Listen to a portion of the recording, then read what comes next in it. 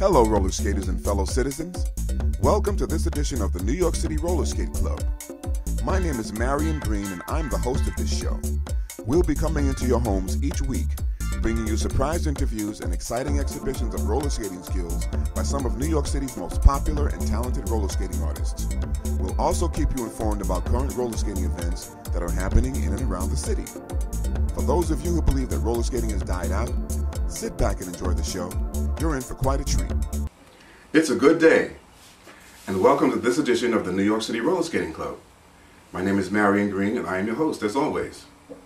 Today we have two special people here, my friends Freddie Ortega and Melissa Harlan. Thanks for coming, guys. It's good to be here. All right, so it's a beautiful day outside, but we're inside shooting, and I appreciate that. And I think we're all going to go do some outside skating today, right? Definitely. Looking forward to it. Okay, well, let's talk about your roller skating experiences. I've seen you both skating singly and together, and I enjoy watching you. And I'd like to know how you got started, Freddie. Well, I got started, I never really got into it as a kid. I used to go back in the 80s to Sweet Ruby's. You heard of Sweet Ruby's in Brooklyn? Sure. Yeah. So I'm from Bushwick, I'm from Brooklyn. Right. And most of my friends, a lot of my friends were into it, but I go once in a while and never really was into it. My thing was always in the schoolyard playing football, outdoor sports, playing football, basketball, that was my thing. So I never really got into the skating. But about 3 years back, I got invited to a birthday party at the Roxy on Wednesday night. And I usually don't go out on weeknights because I get up early to go to work. And it was in August, summer of, I believe like 07, something like that, or summer of 06, heading to 07. And at the time, it was actually, I was going through some rough times in a previous relationship. And everybody has the same story. Some friends of mine called, they called me like, come on, get out, let's go out. We're celebrating Cindy's birthday, a girlfriend of mine, good friends of mine. We're celebrating her birthday, we're going to the Roxy to skate. And I never knew there was skating at Roxy at all. Yeah. At all these years. By the time you got there, that was like the third or fourth edition of Roxy. Yes, so. yes. And I was like, skating at Roxy? What are you talking about? I said, Roxy, I know Roxy as a club. I've been to clubbing, not skating. Yeah. And they were like, yeah, we are skating. Come on, have fun, get out of the house. Then I was, a little going through some rough period, this and that. To get out of the house. So I decided to go. I said, you know what? Let's go. All right, I'll go. Let me go. And the minute I walked in there, it was just a whole, like I discovered a whole new world. Yeah. Absolutely. Right away, I just felt the relief. I just felt happy again. I felt good again. Just the atmosphere, just the way everybody was just smile. Everybody was smiling. Where everybody treated each other, the way they treated you. It was like I was in. It was as if I've known everyone for years when I walked in. Everyone was friendly, extending their hand. How you doing, this and that, blah, blah, blah. And I said, I told my friends, I said, you know what? I'm coming here every Wednesday, and they're like, oh, no, you're not. So I'm gonna become regular. This is great. So it came at a good time. I just got in, and I got into it. I bought that very same first weekend. I went out and bought a pair of skates, and just started practicing. I met Eliana, one of the old-time skaters there, and Blady, and they told me where to go to get some skates, and he actually gave me a video, Blady, of course he did. Yeah, he didn't charge me. Yeah. He said, for some miracle, he said, you know what, you look at the video first, practice. If you think it's helping you out, then you come back and you give me whatever you want to give me. Yeah. That's how actually, and that's and that also was like him. Yeah, that was I was like I appreciated that because he never really he just met me. Yeah. And so I got my skates and I started watching the video, taking some pointers, going to the park. They told me about Central Park. I didn't know that was going on either, and I just started watching, just watching everybody, getting to know everybody, and just little by little, I just fell in love because it gave me hope again. It was, I was pretty much on my way out as far as New York. I was like about to just move back to, I'm from Puerto Rico, and I was gonna pack it up and just start a whole new beginning. I was just fed up with everything that's going on here. I have to say that, and it seems like I'm saying this on every show because everyone has the same experience. When I began roller skating, it was the same thing for me. I was in a relationship that wasn't going well. It's not about fault. It just wasn't going well, and I was very depressed. And I also had a buddy that I grew up with who kept saying, come on, I want to go, I'm going to go to Empire roller skate, come with me. And I would always say yes to him, but inside I'm saying, I don't want to roller skate. We did that as kids. What's that going to be? Because I never skated on the rink before. So finally one day, there was a big fight going on. And he called. I'm going roller skating. I said, yep. And I left.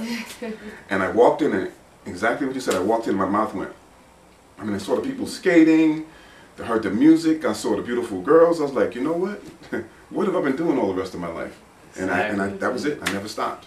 Yes, I regret not discovering the skating community a long time well, ago. you don't have to regret it, Freddie, because you guys are young and beautiful, and I'm an old hoot. I'm an old coot, and I'm still here. So you got a long ways to go. I mean, we have a beautiful family, and it's multi-aged, multi-generational. It doesn't matter how old you are. So you got a long ways to go. Be glad that you're here now. Yes. I definitely am. Welcome. Trying to. Thank you. Welcome. So now, Melissa, how did you get started? I actually came for a birthday party as well.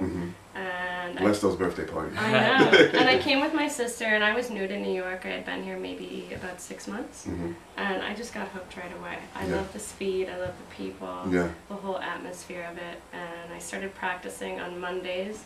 I would go to the park and skate by myself for anywhere from like 4 to 6 hours out with my iPod and just trying over and over again. Yeah. It shows. I remember I remember you specifically because I think I was there when you first came. You were, yeah. And I saw the amount of progress that you made as quickly as you did, and it really made me think about myself because I had the same experience. I did. The guy that took me originally skating, or immediately I started going more often than he did. I wound up calling, hey, you want to go skating this week? Nah. And actually I met Julio a couple of weeks after I started skating, and so we began bringing each other back and forth. Julio, I'm talking to Julio, guys. He's off camera. He's our director and our resident DJ. Hi, Julio. Hi, guys. But anyway, we've been friends for all of those years. And there's nothing I wanted to do other than skate. I would skate by myself. I remember I lived in an apartment building in the Bronx, and we had one of those, the big lobbies with the terrazzo tile. I skated on that. Because I just had to have some place to skate, so I could practice whatever the moves were. Yeah. And I still have the same feeling now whenever I go to a rink.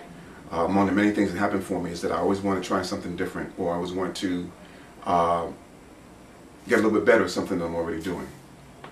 So that never stops. But I'm sorry. So tell us a little bit more about when you started. Because you're a whirling dervish, boy. You have so much energy out there. Yeah, when I first started, it was all about speed, and then I calmed down a little bit, and I said, okay, now I'm ready. Like, I really want to be able to dance on my skates. And there were so many people out there who wanted to help me. Yeah. I mean, so many people I'd never met before who would take me aside, say, why don't you try this? How about you try that? And James helped me out especially. He would meet me in the park, and we would have lessons, and he wasn't easy on me either. So Yeah, that's James. James is a good guy. Yeah, and I really fell in love with it, and I fell in love with the people because I think, like many of the skaters, it was like somewhere where you could go and forget all your troubles. Absolutely. And every time I go skating, I feel better. I think I feel my best when I'm skating. Oh, I know that I do, and it's been like more than 30 years, and I still have the same reaction to it. Yeah, you can really be yourself. Yeah, and you can do it with someone else. You can stay by yourself the whole time if you want, although people usually don't let you. It's true. Yeah, it's true.